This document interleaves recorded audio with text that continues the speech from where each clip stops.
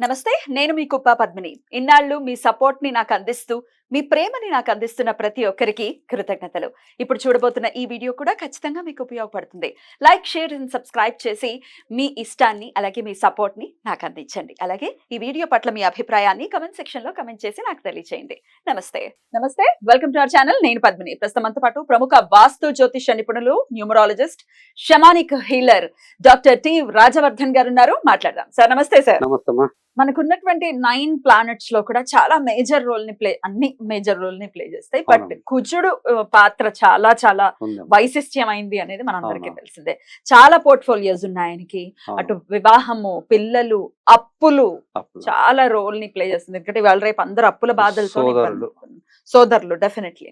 So ఇంత important అంటే ఇన్ని మేజర్ పోర్ట్ఫోలియోస్ ఆయనకి ఇవ్వబడినప్పుడు అవునమ్మా. డెఫినెట్ గా ఆయన యోగించటమే కావాలి తప్ప ఆయన గనక ఆయనతో మనం బాధింపబడితే డెఫినెట్ గా చాలా డౌన్ ఫాల్ ని అవును. చూడాల్సి అవును. వస్తుంది లైఫ్ లో. అవును. మరి మేజర్ గా అందరికీ తెలిసిందే కుజ దోషం అనేది వింటూనే ఉంటారు. అవునమ్మా. కుజ దోషం ఉంది, కుజ దోషం ఉంది అని. అవును. దాన్ని చాలా మంది వక్రీకరించడం వల్ల చాలా బాధ అంటే చాలా భయానికి గురైన భయానికి. వాళ్ళు కూడా చాలా మంది ఉన్నారు. అవును. బట్ యాక్చువల్ గా కుజుడు ఎట్లాంటి రోల్ ని ప్లే చేస్తాడు? ఒకవేళ నిజంగానే మంచి రిజల్ట్స్ ఇవ్వట్లేదు, నీచంలోనే ఉన్నారు, ఆయన కర్కాటకంలో నీచంలోనే ఉన్నారు, అవును. కానీ ఆయన మంచి రిజల్ట్స్ ఇవ్వాలి అని అంటే ఏం చేయాల్సి ఉంటుంది? ఇప్పుడు కుజదోషం అని పెళ్లిగా కాకపోవడానికి అదొక కారణం. కుజుడు ఎలా ఉన్నాడు అంటే మామూలుగా 4 ఇంట్లో, 8 ఇంట్లో, 12 ఇంట్లో ఉంటే కుజదోషం అని మనం అనుకుంటాం. 4, 8, 12 12, 7 కూడా అనుకుంటారు. 7th కూడా 7th కూడా ఉంటుంది. జన్మలో కుజుడు జన్మలో కుజుడు అంటే లగ్నాన్ని బట్టి ఉంటుందమ్మా. కొన్ని లగ్నాలకు ఉంది, లేదు. వర్తించదు. అది ఓకే. ఒక బేసిక్ రూల్ అది. కుజుడు ఎలా ఉన్నాడు అనేది ఫస్ట్. కుజుడు ఉచ్చలో ఉండనుకోండి, అలా నడిచిపోతుంది. అతను తిరిగి చూడవలసిన అవసరం లేదు. ఇప్పుడు కుజుడు చాలా కీలకమైన పాత్ర. కుజుడు బాగలేదనుకోండి, నీచలో ఉన్న, శత్రుగ్రహాలతోటి ఉన్న, అతను ఇబ్బందికరంగా ఉన్న ఎలా జరుగుతుంది అంటే సోదరులతోటి వైరం ఒకటి, కోర్టు కేసులు, అప్పులు, దక్షిణం ఇంకా వీళ్ళకి కలిసి రాదు. ఇంకోటి ఇక్కడ ప్రధానంగా ఏంది, కుజుడు నీచ పడితే గనక అతను ఆ యజమాని దక్షిణ దిక్కుది ఇల్లు తీసుకోకూడదు, సౌత్ ఎంట్రన్స్ ఉండకూడదు, సౌత్ వాడకూడదు. మ్మ్. అంటే సౌత్ డోర్, సౌత్ డోర్. అది సౌత్ డోర్ ఉంటే నేను చాలా మందిని చూశాను. చాలా డబ్బు సంపాదించి ఎంతో ఆశ పెట్టుకొని ఒక ఇల్లు కొని అప్పుల పాలై మళ్ళీ ఇల్లు అమ్మేసిన అదే. దాఖలాలు నేను చూశాను. అసలు ఎందుకు ఇలా జరిగింది అంటే ఇద్దరికి, ఒకరికి కుజదోషము, ఒకరికి కుజుడు నీచపడడము, వాళ్ళు రకరకాల సమస్యలతోటి ఇబ్బందులు పడ్డారు. తర్వాత ఇల్లు అమ్మేసారు, వేరే తీసుకురు. అది వేరే విషయం అనుకోండి. అసలు కుజుడు సొంత ఇల్లు నిర్మాణం చేయాలన్నా కుజుడు బాగుండాలి. ఇప్పుడు కుజుడు బాగాలేకపోతే అప్పులు, ఆ, వివాహ సమస్య, రిలేషన్షిప్, భార్యాభర్తల మధ్య ఇవన్నీ ఉంటాయి. అసలు రెమెడీ ఏంటి అంటే దక్షిణ దిక్కు మంచిగా ఉంచుకోవాలి. మంచిగా అంటే ఏ చెత్తా చెదారం ఉండకూడదు. దక్షిణ దిక్కు వాషింగ్ మిషన్ అనే కానీ ఉంటాయి జనరల్ గా. నార్త్ ఎంట్రన్స్ ఉన్న వాళ్ళకి దక్షిణంలోనే వాషింగ్ మిషన్. అవునమ్మా. వాష్ ఏరియా దక్షిణ పెట్టకూడదు. దక్షిణానికి నైరుతికి మధ్యలో వాషింగ్ మిషన్ పెట్టాలి. చాలా మంది ఇళ్ళల్లో దక్షిణం దిక్కు, దక్షిణ డిగ్రీ 180 degrees దగ్గర వాషింగ్ మిషన్ పెట్టి వాళ్ళ అప్పుల పాలు కావడము, సోదరులతోటి వైరము. ఇంకోటి ఇక్కడ ఇంకో విషయం ఏంటంటే తండ్రి నుంచి ఒక 4 ఇండ్లు వస్తాయి ఆస్తులు, 3 సోదరులు. వాళ్ళు ఎవరు ఎలా సెట్ చేసుకోవాలో చేసుకోరు. ఏదో ఈయన అన్నది ఆయన కాదనడము, ఆయన అన్నది ఈయన కాదనడం, కోర్టుకు పోవడము, కోర్టులో 10 సంవత్సరాలు నానడము, వాళ్ళ మధ్యలో రిలేషన్ లేకపోవడము, ఇవన్నీ కుజుని వల్లనే జరుగుతుంటాయి. ఇంకోటి బిల్డింగ్లు కొన్ని అద్దెకిస్తారు, వాళ్ళు ఖాళీ చేయకపోవడము, అద్దె రాకపోవడము, మళ్ళీ తర్వాత కేసులు వేయడము, ఇవన్నీ కుజుని రూలే. ఈ ఒకటి ఏంటంటే కుజుడు బాగుండాలి అంటే దక్షిణ దిక్కు బాగుండాలి. కుజుని రెమెడీస్ చేసుకోవాలి. ఎట్లాంటి రెమెడీస్ చేసుకోవాలి? వివాహానికంటే మనము కుజదోషం అన్నా వివాహం అన్నా ఆ వ్యక్తి బజరంగ్ బాన్ చదవడం ఉమ్, రోజు. ఉమ్, ఆ, హనుమాన్ చాలీస అయినా సరే, ఉమ్, సుబ్రహ్మణ్య స్వామికి కళ్యాణం చేయించడం, సుబ్రహ్మణ్య అష్టోత్తరం చదవడం చేయొచ్చు. ఇంకోటి, కుజుడిని పరచాలి అంటే గురుని కూడా పట్టుకోవాలి. అవునా? ఉమ్. ఓ, గురువు మాట వింటాడా?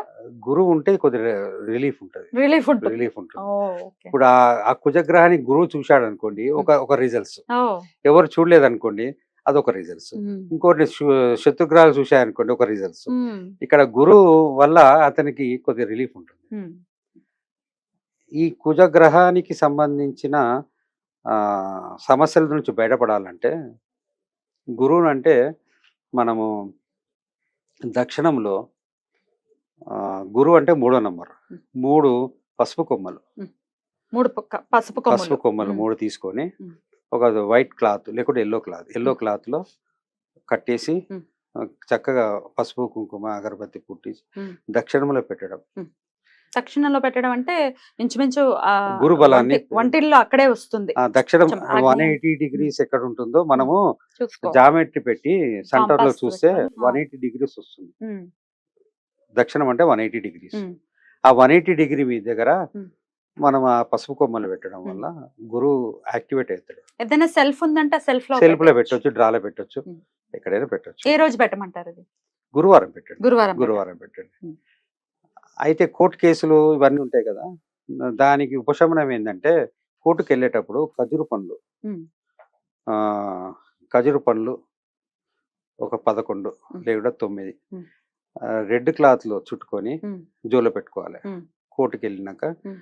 అది మనకు జయం కలగాలనే ఉద్దేశంతో ఉమ్. అదొక పెట్టుకొని కోర్టు కేసులో వెళ్ళే వాళ్ళకు జయం కలగాలంటే ఉమ్. ఖజరు పండ్లు పెట్టుకోవడం ఒక రెమెడీ. Right. పసుపు కొమ్మలు కూడా పసుపు కొమ్ము కూడా మనతో క్యారీ క్యారీ చేయొచ్చు. ఎల్లో క్లాత్ లో చుట్టుకొని పెట్టొచ్చు. డిస్క్లైమర్, ధర్మం మన పక్షాన్నే ఉన్నప్పుడు అంతే అంతే మాత్రమే. అంతే అంతే అంటే మనకు జయం కలగాలి, కరెక్ట్. మన ఇబ్బందుల పాలు కాకూడదు. ఇంకోటి అలానే ఏంది, మనం ఏదో అవతలోడికి అన్యాయం అన్యాయం చేసాము ఇక్కడ ఏం అంటే లేదు. ఎక్కడి నుంచి పని చేయదు. ఏం లేదు. ఇక్కడ ఇంకోటి ఏంటంటే సోదరులతోటి మంచి రిలేషన్ పెట్టుకోవాలి. పెట్టుకోవాలి. గొడవలు ఇప్పుడు పడడం. ఒక మెట్టు దిగినా పర్వాలేదు. ఇప్పుడు ఏదో ఒక చిన్న దాని మీద ఒక 10 ఏళ్ళు లాగుతారు. కరెక్ట్. అది ఎందుకు మనకు మానసికంగా ఇబ్బందులు, వాళ్ళు పడడం మనం పడడము. కూర్చొని వాళ్ళను మన ఇంటికి పిలవడము, మనం వాళ్ళ ఇంటికి పిలవడము, ఒకసారి భోజనం చక్కగా అందరు కూర్చొని నీ సమస్య ఏంది, నా సమస్య ఏంది, సోదరులు కూర్చొని. అంటే ఇక్కడ ఫస్ట్ సహాయం చేసేది మనిషికి ఫ్రెండ్ కంటే ముందు సోదరుడే. బయటికి వెళ్తే ఫ్రెండ్ వస్తాడు. ఇంట్లోనే అంటే అన్నకు తమ్ముడు, తమ్ముడికి అన్న, ఆ అండ ఉండాలి. ఈ ఏదో ఒక తగాదాలో వాళ్ళు 10 ఏళ్ళు 20 ఏళ్ళు గ్యాప్ వస్తుంది. అలా కాకుండా మనం కలిసి ఉందాము. ఉన్న బతికిన కొద్ది రోజులు మనం కలిసి మెలిసి ఉండాలి. కొద్దిగా తిన్నా కూడా పర్వాలేదు, అన్న తిన్నాడు లేకపోతే నా తమ్ముడు తిన్నాడు అని అనుకునే భావనతోటి అలా అనుకోకే కదండి అది వస్తుంది. కానీ ఒకటి ఏంటంటే కూర్చొని చర్చించుకుంటే సగం సమస్యలు సాల్వ్ అవుతాయి. కుజుడు కూడా కొంచెం రిలీఫ్ అనేది వస్తుంది. సోదరులతోటి సోదరుని గౌరవించడం, ఆయన ఎలా అయినా ఉండనివ్వండి, మన లిమిట్ ఏందో మనం మాట్లాడడం. ఇప్పుడు నా జడ్జిమెంటే కరెక్ట్ అని నేను ఎట్లా అనుకుంటా, నువ్వు ఎలా అనుకుంటున్నావు, నీకు ఎలా చేస్తే బాగుంటది అనుకుంటున్నావు అని కూర్చొని మాట్లాడుకుంటే సగం సమస్యలు ఇక్కడే అయిపోతాయి. రైట్ అండి. ఇందాక మీరు ఖజూర్ చెప్పారు, అది జేబులో పెట్టుకుని వెళ్ళమన్నారు. కోర్టు నుంచి వచ్చేసిన తర్వాత ఖజూర్ అది ఎక్కడైనా పడేయాలి. తొక్కుడు లేకుండా. పసుపు కొమ్మలు అయితే జోలో పెట్టుకోవచ్చు, చాలా రోజులు కూడా పెట్టుకోవచ్చు. కుజుడు బాగుండాలంటే పసుపు కొమ్మలు పెట్టవచ్చు. రైట్. అయితే సుబ్రహ్మణ్యేశ్వర స్వామి ఆరాధన, ఖజూర్కి సంబంధించి కొంచెం పచ్చవి ఉంటాయి, ఎండిపోయినవే పెట్టుకోవాలి. సుబ్రహ్మణ్య స్వామి కళ్యాణంలో పాల్గొనము ఇప్పుడు పెళ్లి కావాల్సిన వాళ్ళకు చాలా మంచి రెమెడీ. ఆయన ఆశీర్వాదంతో ఆయన కళ్యాణంలో పాల్గొంటే కొన్ని టెంపుల్లో, సుబ్రహ్మణ్య స్వామి టెంపుల్లో షష్ఠి రోజు కళ్యాణం చేస్తారు. మనం చేయించుకోవడమే కానీ అక్కడ పాల్గొని అక్కడ అవసరమైన చేసుకుంటే మనకు కొద్దిగా ఉపశమనం ఉంటుంది. దక్షిణ దిక్కు బాగుండాలి. ఇది చేసుకుంటే మనం కొద్దిగా ముందుకెళ్ళొచ్చు, కొద్దిగా రిలీఫ్ ఉంటుంది. తప్పకుండా చక్కగా వివరించారండి. Thank you so much. నమస్తే.